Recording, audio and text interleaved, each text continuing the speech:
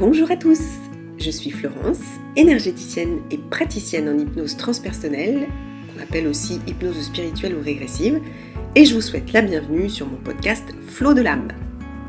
Alors ce podcast, j'ai envie que ce soit un peu comme une soirée entre amis où on papote, où je vous livre mes questionnements, mes réflexions, en vous partageant ce que j'ai pu comprendre au travers de mes lectures, de ma vie perso et puis également de ma vie pro avec mes séances d'hypnose transpersonnelle. Je vais y parler de sujets qui tournent autour de la spiritualité, du développement personnel et je vais essayer de le faire avec humour, légèreté et simplicité. Alors si ça vous tente, prenez une bonne tasse de thé ou un petit verre de vin et c'est parti, papotons! Bonjour et bienvenue dans ce nouvel épisode. Aujourd'hui, je voudrais vous parler d'un sujet qui tourne encore autour des parents. Vous allez me dire que j'en fais une fixette, mais non, pas du tout. Mais force est de constater que beaucoup de nos soucis d'adultes partent d'eux, donc c'est un sujet inépuisable. Et le sujet du jour, justement, c'est que se passe-t-il quand on réalise que nos parents ne sont pas les héros qu'on croyait ? Alors dans cet épisode, je ne vais pas parler de parents violents ou extrêmement toxiques, mais plutôt de parents ordinaires. Alors le mot ordinaire n'est bien évidemment pas péjoratif, je l'utilise ici pour décrire des parents lambda qui éduquent leurs enfants comme ils ont été éduqués sans se poser de questions. Et je le répéterai souvent, il ne s'agit pas non plus ici de condamner ou de juger nos parents, mais juste, j'essaye d'apporter un éclairage sur ce qui peut arriver parfois parce que tout le monde ne passe pas par là. En tout cas, lorsque nous sommes enfants, nos parents sont nos super-héros. La première personne qu'on sent, qu'on voit quand on arrive au monde, c'est notre génitrice, qui devient généralement, selon notre histoire, notre maman. Et la deuxième personne, c'est le deuxième parent et généralement le papa. Et instinctivement, naturellement, ils deviennent nos modèles, nos héros. On les admire, maman c'est la plus belle et mon papa c'est le plus fort. Ils savent tout, ils ont raison sur tout, c'est les plus forts, on les vénère, quoi qu'ils fassent, ce sont les meilleurs.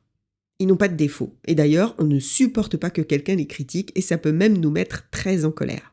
Durant toute leur enfance, la plupart des enfants sont persuadés que ce que leurs parents font ou disent est juste. Et ça, même si ça les blesse, que ça les humilie, voire pire. Mais pour autant, pour les enfants, quoi que fassent leurs parents, c'est normal. Alors quand même, certains enfants, sans le verbaliser forcément, mais sentent au fond d'eux qu'il y a un truc qui ne va pas. En tout cas, quoi qu'il en soit, dans leur esprit, la façon dont ils ont été élevés est forcément la meilleure puisque ce sont leurs parents, ce sont des adultes et les adultes ont toujours raison. Ils ne se posent pas la question de savoir si c'est bien ou pas, si ça leur a convenu ou pas, c'est comme ça. Donc à leur tour, ils vont reproduire avec leurs enfants exactement la même chose et c'est comme ça que se construisent les schémas répétitifs. Certaines personnes même idéalisent tellement leur enfance qu'ils la déforment. C'est-à-dire que leurs souvenirs ne sont pas conformes à la réalité, pour se protéger la plupart du temps et pour ne pas souffrir. Alors attention, ce ne sont pas des mensonges bien sûr, mais c'est juste que on se crée de faux souvenirs pour ne pas souffrir, ou alors on va se référer à un souvenir qui nous fait du bien, et on se souviendra toujours du même, toujours de celui-là, et on oubliera les autres. Et de la même façon, on va idéaliser nos parents et on va complètement occulter leurs imperfections, ou si on ne les occulte pas, on les banalise. On va dire par exemple, oui, ma mère, elle n'avait pas trop le temps de s'occuper de nous, mais en même temps, elle avait un travail avec beaucoup de responsabilités, donc c'est normal qu'elle n'ait pas eu assez de temps pour nous. Là, l'image de la maman est celle d'une femme active qui a réussi et on l'admire pour ça, c'est notre héroïne. Alors, je parle bien de l'enfance, parce qu'à l'adolescence, là, on s'oppose à tout ce qu'ils disent, tout ce qu'ils font, c'est nul, ils comprennent rien, ils savent rien, vous le savez, vous êtes sans doute passé par là. Là, on est dans l'opposition qui est tout à fait normale et même nécessaire pour notre construction. Et même si on est dans l'opposition et qu'on les déteste, entre guillemets, ils restent quand même, pour beaucoup d'entre nous, nos super-héros. Mais pour certains ados qui commencent à se forger des opinions, des idées qui sont à l'opposé total de celles de leurs parents, ça peut être une première prise de conscience. Par exemple, j'ai l'habitude d'aider un SDF que je croise tous les jours en allant au lycée et quand mon père l'apprend, il me dit que je perds mon temps et que je devrais garder mon argent pour autre chose. Là, le décalage va commencer à se faire sentir. Le jour où on prend conscience que nos parents ne sont pas tels qu'on les avait imaginés, là, ça devient compliqué. Et ça me fait penser d'ailleurs à une chanson d'Orelsan que j'adore, où il dit « Quand je sais pas, je demande à ma mère. Un jour, elle m'a dit « Je sais pas tout, j'ai perdu foi en l'univers. » Ouais, c'est un peu ça qui se passe. Alors cette prise de conscience, elle intervient parfois à l'adolescence, comme je le disais tout à l'heure, mais souvent elle intervient aussi quand on devient parent à notre tour. Quand on réalise que la façon dont on accompagne notre enfant n'est pas du tout celle dont nous avons été accompagnés. Parfois même elle est à l'inverse. Et là on se rend compte que non, nos parents ne sont pas les héros qu'on avait imaginés. Notre maman n'est pas cette mère formidable qui s'occupe de nous, qui est présente à nos côtés, qui nous soutient. Bref, la maman qu'on avait idéalisée, la merveilleuse, qu'on peut décomposer d'ailleurs, mère et veilleuse, ou que notre père n'est pas celui qui nous encourage, qui nous valorise, qui est généreux, valeureux.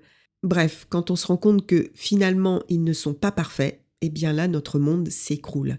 Tout ce qu'on avait construit autour de ça, tout ça s'écroule. Et là, c'est un véritable chamboulement. Et pour certains, c'est même tellement violent que psychologiquement, ça peut les fragiliser. Même si en soi, elle est utile, cette prise de conscience, et elle amène souvent vers une introspection, en fait. Cette remise en question, elle nous permet d'aller un peu plus profondément à la connaissance de qui nous sommes vraiment. Donc c'est génial, même si c'est dur et compliqué. Et parfois, ça va être tellement difficile qu'on va passer par certaines phases de deuil, ce qu'on appelle le deuil blanc, et qui s'applique, je trouve, dans cette situation. Alors, bien sûr, c'est pas pour tout le monde pareil, on ne passe pas tous par ces étapes. Mais souvent, en tout cas, la première, c'est le déni. C'est-à-dire que je vais remettre en doute ce que je ressens. Quand, par exemple, je laisse pas mon fils pleurer et que je le prends dans mes bras parce que, en tant que maman, je sais ce qui est bon pour lui et que je n'écoute pas les bons conseils de mon entourage, là, je vais me souvenir que ma maman ne faisait pas comme ça. Elle me laissait pleurer. Et au début, mon mental, pour me protéger, il va me dire « Mais non, tu te fais des idées. Bon, peut-être que quelquefois, elle t'a laissé pleurer, mais c'est normal. » Puis elle a fait comme elle a pu. Et là, c'est la loyauté qui prend le dessus. Mais au fur et à mesure, avec le temps, je vais me rendre compte que oui, elle me laissait pleurer très souvent. Et même quand j'avais mal. Je vais même me rendre compte qu'en plus de me laisser pleurer, elle s'inquiétait pas vraiment pour moi. Elle me laissait souvent dans un coin comme si je n'existais pas. Autre exemple, quand je passe du temps à jouer avec mon enfant, que je m'occupe de lui, que je ris avec lui, je me rappelle que pour moi, c'était pas comme ça. Je me l'étais imaginé, mais non en fait, ma mère ne jouait pas avec moi. J'étais seule finalement, la plupart du temps j'étais seule. Ok, elle travaillait beaucoup, mais même quand elle était là, j'étais seule. Alors, une fois que je ne suis plus dans le déni, c'est là qu'arrive la colère. Et oui, je suis en colère parce que je me rends compte, je réalise que je me suis trompée, que mon père, ma mère, ne sont pas tels que je le croyais. Et là, je les descends de leur piédestal. Et ça me met d'autant plus en colère que je me sens incapable de leur en parler parce que je culpabilise. Je leur en veux et je culpabilise de leur en vouloir parce que, et ça rappelez-vous de l'épisode sur les dettes inconscientes, ce sont mes parents et que je leur dois tout. Je leur dois d'être en vie, donc j'ai pas le droit de leur en vouloir ni d'être en colère. Et oui, mais le truc, c'est que je le suis.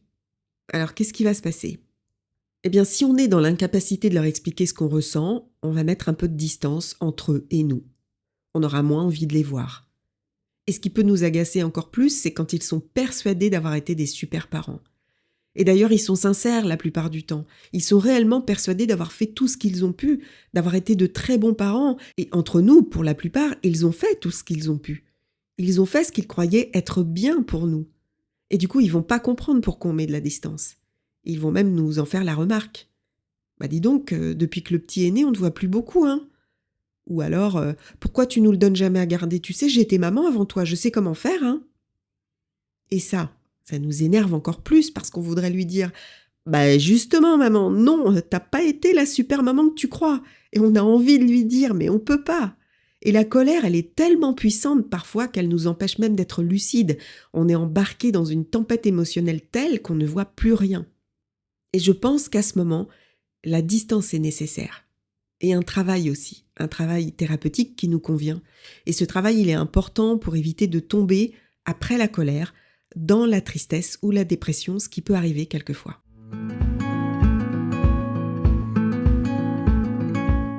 Alors parfois, il y a l'effet petits-enfants. Ce que j'appelle l'effet petits-enfants, c'est quand nos parents nous voient faire avec nos enfants, se rendent compte, prennent conscience que la façon dont ils nous ont élevés est différente, parfois même totalement opposée. Soit ils voient que c'est à l'inverse et ils comprennent pas, et ils vous le disent d'ailleurs, en gros, tu fais mal, moi c'est pas comme ça que je vous ai éduqué, tu devrais faire pareil. soit à l'inverse, et ça c'est top, ils prennent conscience et vous avouent que s'ils avaient su, ils auraient fait différemment. Et ça, cette reconnaissance-là, elle est super libératrice en fait. Elle permet à notre colère de perdre en intensité parce qu'on sent que notre parent regrette. Et là peut s'entamer le dialogue. Un dialogue sain, parce que non seulement je vais être entendue, mais mon parent va être entendu. Et peut-être même qu'il sera désolé. Et là, les relations, comme par magie, elles changent. Elles évoluent. Et alors qu'on pouvait être dans la colère, et ben là, on est dans le rapprochement. Les liens se retissent, se resserrent. Mais malheureusement, c'est pas toujours le cas. Et c'est dommage parce que ça aide beaucoup à la réalisation de la phase suivante qui est importante et qui est l'acceptation. J'accepte. J'accepte que mon parent n'est pas tel que je l'avais imaginé. J'accepte qu'il ne soit pas le parent idéal dont j'avais rêvé ou que je croyais dans mes souvenirs. J'accepte qu'il ne me verra peut-être jamais tel que je suis. J'accepte de ne pas être l'enfant qu'il aurait peut-être voulu que je sois. Et je comprends enfin que rien ne sert de me battre ou d'être en colère parce que rien ne changera. Et c'est comme ça. Se dire que je ne serai jamais à la hauteur de ce que veut mon parent, c'est super difficile. Mais une fois qu'on l'a accepté, on n'est plus dans cette attente permanente de reconnaissance. Et ça, c'est très, très apaisant. J'ai eu une discussion il n'y a pas très longtemps avec une jeune femme d'une vingtaine d'années dont les parents ont divorcé quand elle était enfant, elle avait 7-8 ans je crois, et qui voyait son papa un week-end sur 2. Et elle m'expliquait que les souvenirs qu'elle avait de lui quand elle était petite étaient d'un papa très aimant, très attentionné, très encourageant. Et en se séparant de sa maman, en ne voyant sa fille que peu, et finalement de moins en moins parce qu'il vivait loin, il a perdu le fil. Il a finalement fini par se confondre et se perdre dans son rôle de père. Et chaque fois qu'elle le voyait, il lui faisait plus de mal que de bien. Il s'était construit un rôle de père jugeant, autoritaire, dévalorisant, qui considérait que la seule chose importante était le travail fourni. C'est-à-dire que pour être reconnu par son père comme une enfant méritante, donc sous-entendu méritant son amour, ça passait uniquement par le travail et la réussite scolaire. Il s'était focalisé là-dessus. Et il a complètement oublié le côté affectif sécurisant pour elle, et il s'est construit un personnage qu'elle ne reconnaît pas. Et elle me confiait qu'aujourd'hui, elle est encore parfois en colère après l'avoir vu parce que indéniablement, elle retrouve ses travers et ses réflexions blessantes, mais elle a accepté. Elle a accepté qu'il ne soit pas le père aimant qu'elle avait connu et dont elle se souvient à peine. Elle a accepté qu'elle ne sera jamais assez, entre guillemets, et que même s'il ne lui dit pas, elle sera quand même jugée. Je lui ai demandé si elle lui en avait parlé, si elle avait essayé de lui faire comprendre à quel point elle avait été blessée, et elle m'a dit que c'était impossible. Impossible pour lui de se remettre en question, parce que ça balayerait tout ce qu'il avait construit. Cette personnalité qu'il s'est construite, ce rôle de père, le protège quelque part d'une culpabilité inconsciente d'avoir été défaillant et absent. Et que son ego le protège, parce que s'il en prend conscience, ce serait beaucoup trop puissant, impossible même, et les conséquences psychologiques seraient sûrement dévastatrices. Donc, elle a accepté. Et au-delà de l'acceptation, et je trouve d'ailleurs que pour son âge c'est assez admirable, c'est qu'elle a compris qu'elle n'est pas ce qu'il pense. Alors, elle est encore en phase d'intégration et la confiance en elle, qui a été quand même sacrément mise à mal, a du mal à reprendre sa place, mais c'est déjà un pas énorme. Je ne suis pas ce que tu vois. Je ne suis pas ce que tu crois. Je ne suis pas ce que tu penses ou ce que tu dis. Et ce n'est pas ma faute, je n'y suis pour rien. Ça, c'est super important. Réaliser et prendre conscience que nous ne sommes pas ce que pensent les autres et en particulier nos parents. Et la dernière chose qu'elle m'a dit et qui m'a pour le coup vachement déstabilisée, c'est que elle aime son père parce que c'est son père, mais c'est tout. Que si elle le croisait lors d'une soirée, elle s'en ferait pas un ami et même probablement qu'elle ne l'aimerait pas. Parce qu'il est totalement à l'opposé de ce qu'elle est. Et elle semblait hyper sereine avec ça. À 20 ans à peine, avoir cette maturité d'esprit, de conscience, de connaissance de soi, cette prise de recul, je suis vraiment admirative. Et c'est génial aussi parce que même si ça lui a demandé énormément de travail et de thérapie, évidemment, purée, je pense qu'elle se prépare une vie a priori assez sereine. En tout cas, elle a gagné du temps, ça c'est certain.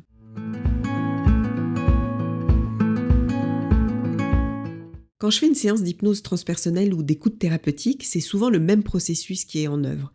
Les schémas familiaux sont souvent les mêmes et ils se répètent de génération en génération. Et ça peut remonter jusqu'à 8 à 10 générations. Et ce qui me passionne justement, c'est de remonter à l'origine de ce schéma, ce qui l'a déclenché. Il n'y a pas longtemps, lors d'une séance d'écoute thérapeutique, en remontant à l'origine de ce schéma, on a rencontré l'ancêtre de la consultante, donc je crois qu'on était à la 4e génération. Et cet homme venait d'une famille qui travaillait la terre, une famille simple, et lui, il voulait absolument s'élever socialement. Et pour ça, il pensait qu'il devait écraser les autres, être méchant, qu'il devait les rabaisser et que la réussite était à ce prix. Il pensait que pour avoir de la valeur, il fallait un statut social, et c'est de cette façon qu'il a éduqué ses enfants, durement, en mettant de côté l'affectif et l'amour, et en mettant en avant l'image qu'on donne, la bienséance, le paraître. Et il a induit la fausse croyance que pour être quelqu'un de respectable et d'acceptable, cela ne pouvait passer que par la réussite sociale, quitte à écraser les autres. Et cette fausse croyance, elle s'est transmise ainsi dans toute sa lignée, jusqu'à la consultante qui, depuis toute petite, se sentait écrasée par ce poids parce qu'elle avait conscience que ce n'était pas juste. Cette séance, elle a été vraiment magique et passionnante parce que du coup, elle a permis de libérer ses schémas. Elle a permis à chaque être de la lignée de s'exprimer et de prendre conscience que ce schéma n'était pas le bon. Et surtout, le plus important, d'en être désolé. Ce qui a permis à la consultante d'être enfin entendue et reconnue dans sa souffrance, et du coup, de comprendre pourquoi sa maman agissait de cette façon avec elle, et de ce fait d'adoucir son sentiment d'injustice et à sa colère d'être apaisée, tout simplement.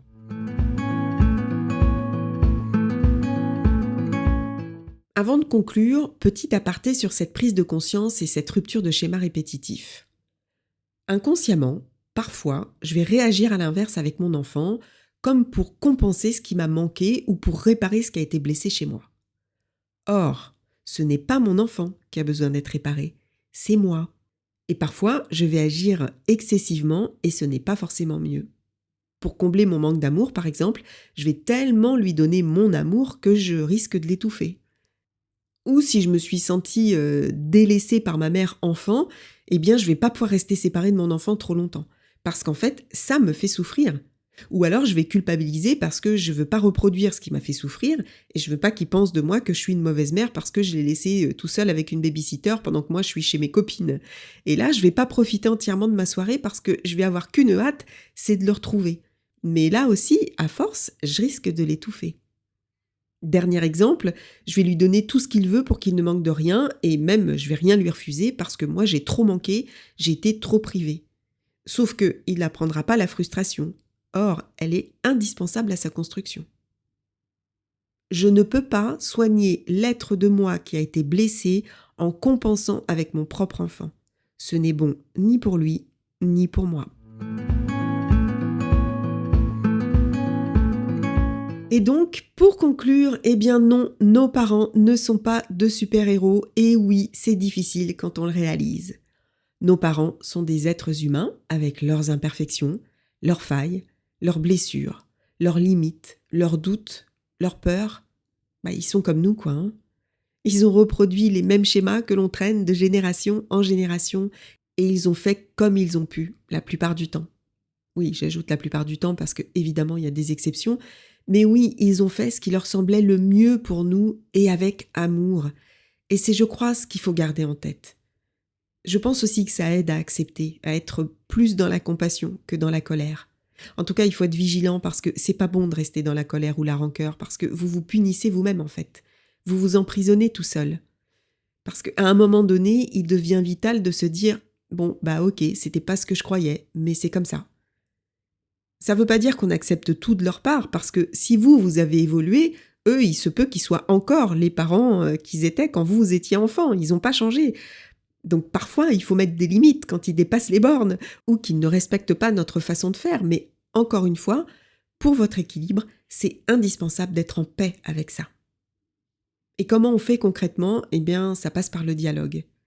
Si vous avez des parents suffisamment ouverts et à l'écoute, vous pouvez leur en parler par petites touches, avec douceur. Sans juger, évidemment, sinon ça va être compliqué. Il ne s'agit pas de les culpabiliser, mais juste leur dire, par exemple, si vous êtes en train de jouer avec votre enfant et que votre maman est présente, vous pouvez entamer la discussion. Tu vois maman, ça m'a manqué que tu joues pas avec moi quand j'étais petite, même si je sais que t'avais pas beaucoup de temps. Ça peut amener à leur propre prise de conscience. Et puis si vraiment la discussion est impossible, il y a d'autres méthodes pour vous libérer. Leur écrire par exemple, sans pour autant envoyer la lettre, mais écrire. Déjà mettre sur le papier tout ce que vous aimeriez leur dire, ça fait du bien. Ou leur parler comme s'ils étaient en face de vous. Et puis quand c'est trop compliqué d'y arriver seul, eh bien les thérapies peuvent vous aider, comme d'hab. En premier, là pour le coup, je mettrai l'écoute thérapeutique qui à mon avis est très puissante. Et puis il y a l'hypnose transpersonnelle et les constellations familiales aussi. Et puis les thérapies évidemment plus classiques. En tout cas, cette prise de conscience, je pense que c'est une chance. Enfin, j'en suis même convaincue d'ailleurs, et même si c'est dur, parce que vous voyez ces schémas qui se répètent, ils ne sont pas inscrits dans le marbre. Et si vous m'écoutez, c'est que probablement vous êtes en chemin pour les casser. Et bravo à vous, parce que c'est pas facile. Et voilà, c'est la fin de cet épisode. J'espère qu'il vous aura plu. Et si c'est le cas, comme d'habitude, n'hésitez pas à le partager. Je vous retrouve très bientôt pour un nouvel épisode. Et en attendant, prenez bien soin de vous.